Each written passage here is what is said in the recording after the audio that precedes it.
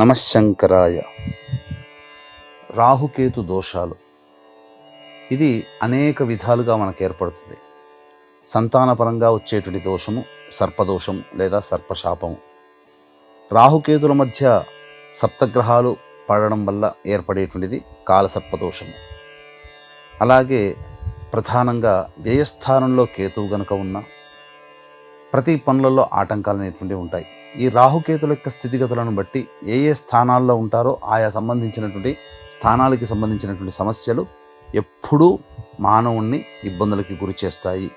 ముఖ్యంగా ఈ రాహుకేతు ప్రభావం వలన విద్య, వివాహ, ఉద్యోగ, దాంపత్య, సంతాన, అనారోగ్య సమస్యలు ఇవన్నీ కూడా మానవుణ్ణి ఇబ్బంది పెడతాయి. ప్రధానంగా కాలసర్పదోషంలో జన్మించినటువంటి వాళ్ళకి ఈ రకమైనటువంటి సమస్యలు ఎక్కువగా ఉంటాయి. అయితే కాలసర్పదోషంలో అనగానే భయపడాల్సినటువంటి పని లేదు. చిరంజీవి గారు, డొనాల్డ్ ట్రంప్, అలాగే ఆదిశంకరాచార్యుల వారు, బిల్ గేట్స్ లాంటి వాళ్ళు మన దేశాన్ని పరిపాలించినటువంటి అధ్యక్షులు, అంటే నెహ్రూ కాలం, వీళ్ళందరూ కూడా ఈ సంబంధించినటువంటి కాలసర్పదోషంలో జన్మించినటువంటి వాళ్ళే.